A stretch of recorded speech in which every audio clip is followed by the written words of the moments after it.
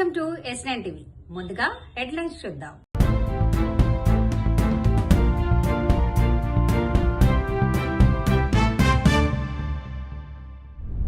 తెలంగాణ వ్యాప్తంగా నిలిచిపోయిన ఆర్టీఏ సేవలు.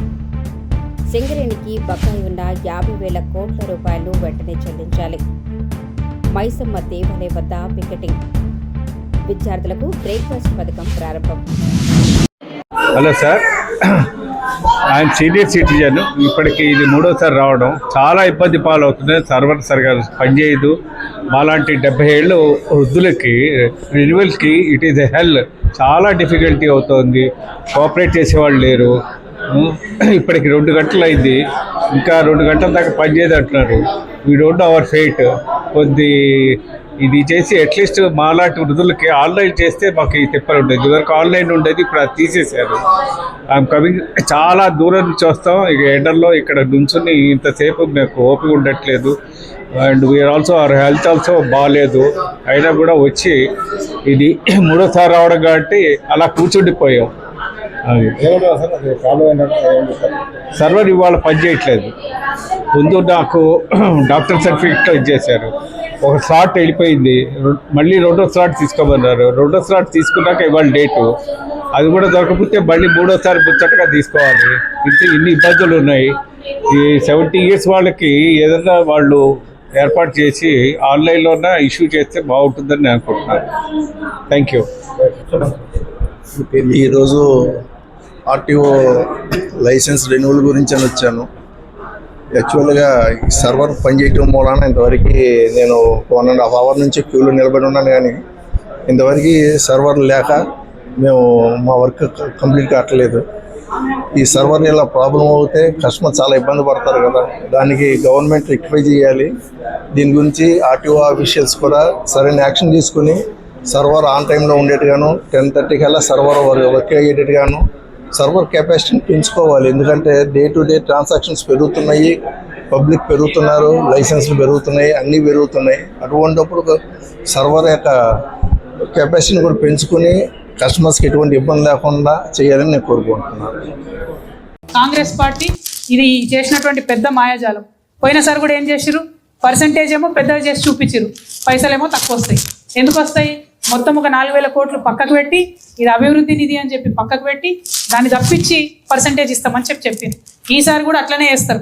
అందుకే నేను ఇంత శాతం అంత శాతం అని అడగా.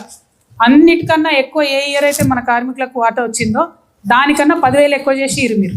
అంతేగాని అంతకన్నా తక్కువ చేసి ఇస్తే ఊరుకునేది లేదు. ఎంత పర్సంటేజ్ అంత పర్సంటేజ్ అని ఏఐసిటి వాళ్ళు మిగతా అన్ని సంఘాలు కూడా మాట్లాడుతున్నారు, కానీ దానివల్ల లాభం లేదు. ఎందుకంటే కాంగ్రెస్ పార్టీ అంటేనే విద్రోహ పార్టీ. కార్మికులను కూడా మీరు అన్యాయం చేసిరు కాబట్టి కంపల్సరీ ఇంతకు ముందు వచ్చినటువంటి మ్యాక్సిమం అమౌంట్ మీద 10,000 ఎక్కువ చేసేయాలి, కానీ ₹1 తగ్గినా ఊరుకోమని కూడా తెలియజేస్తా ఉన్నాం.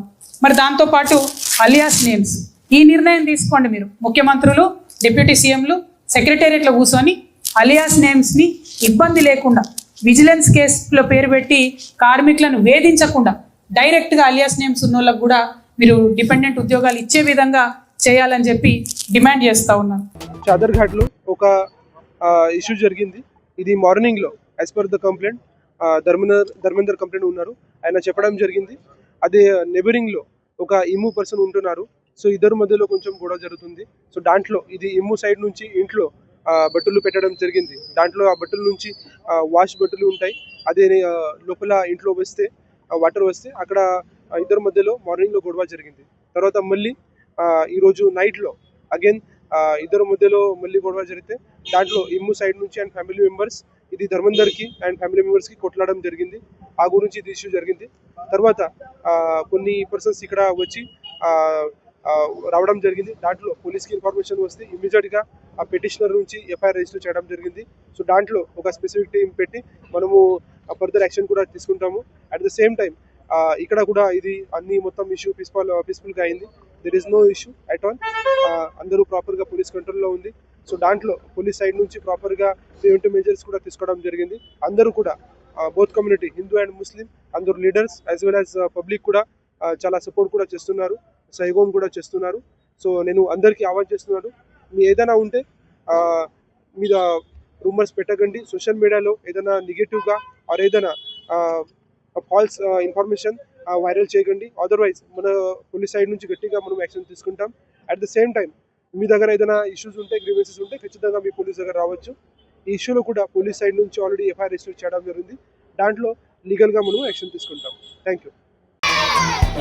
తెలంగాణ గవర్నమెంట్ ఈరోజు రాష్ట్రంలో ఉన్నటువంటి దాదాపు 29 లక్షల మంది విద్యార్థులకు ప్రభుత్వ పాఠశాలలో చదివేటువంటి పిల్లలందరికీ కూడా అల్పాహారం అది కూడా పౌష్టికంగా ఆరోగ్యకరంగా ఉండడానికి సంబంధించినటువంటి అన్ని నాణ్యత సంబంధించిన ప్రమాణాలను తీసుకొని రాష్ట్ర వ్యాప్తంగా ఈరోజు ప్రభుత్వ పాఠశాలలో చదువుతున్నటువంటి పిల్లలందరికీ అల్పాహార కార్యక్రమాన్ని ఈ రాజ్ భవన్ ప్రభుత్వ పాఠశాలలో గౌరవ శాసనసభ్యులు పెద్దలు దానం నాగేందర్ గారు, జిల్లా కలెక్టర్ గారు, ప్రియాంక అలా గారు, సోదరిమణి మా చెల్లె యశస్విని రెడ్డి పాలకుర్తి ఎమ్మెల్యే గారు, టీవీ గారు, హెడ్మాస్టర్ గారు, సంగీత గారు, అదేవిధంగా మొన్న ట్రస్టుకు సంబంధించిన జిల్లా జోసఫ్ గారు, ఆర్టీఓ గారు, ఎంఆర్ఓ గారు,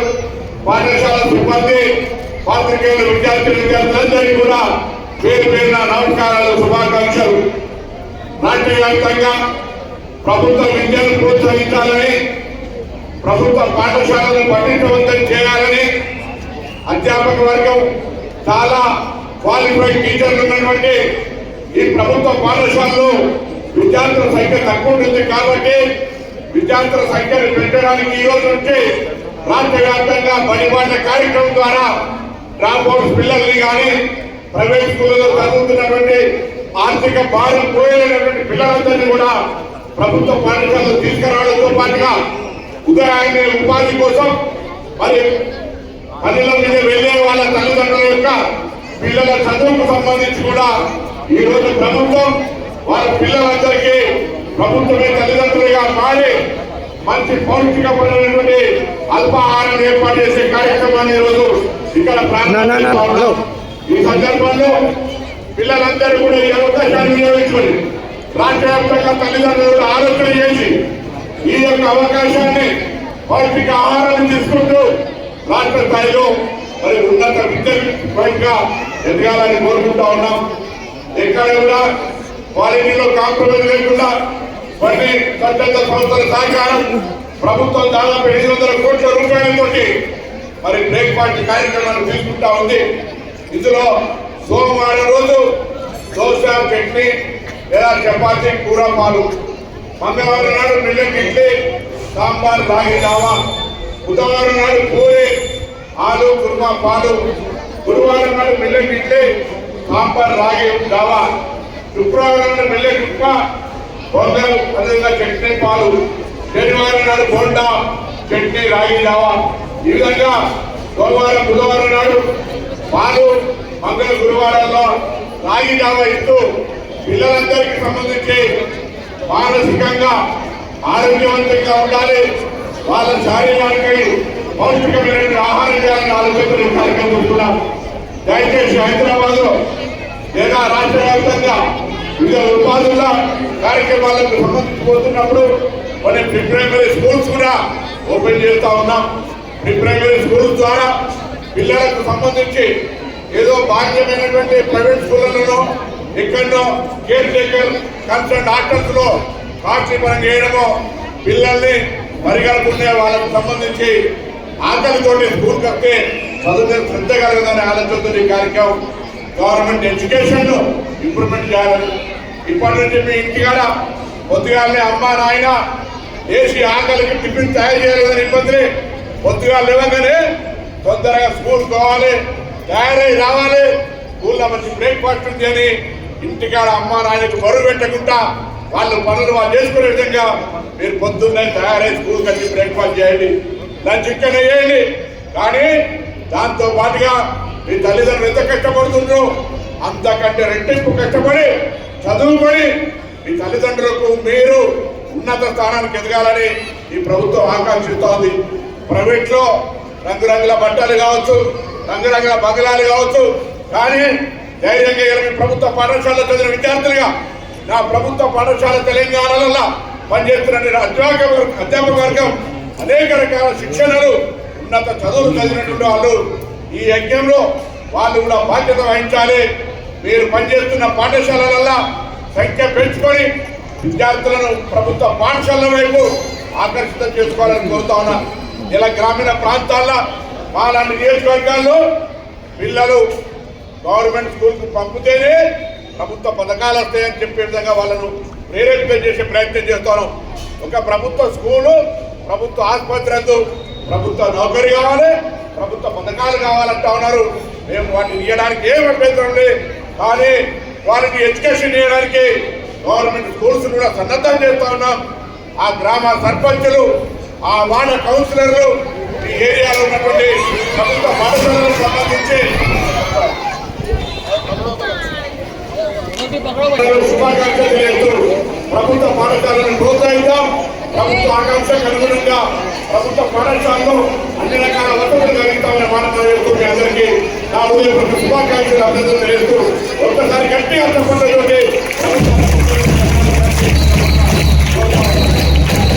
ఇంతటితో వార్తలు సమాప్తం. మరిన్ని అప్డేట్స్ కోసం చూస్తూనే ఉండండి S9 TV న్యూస్.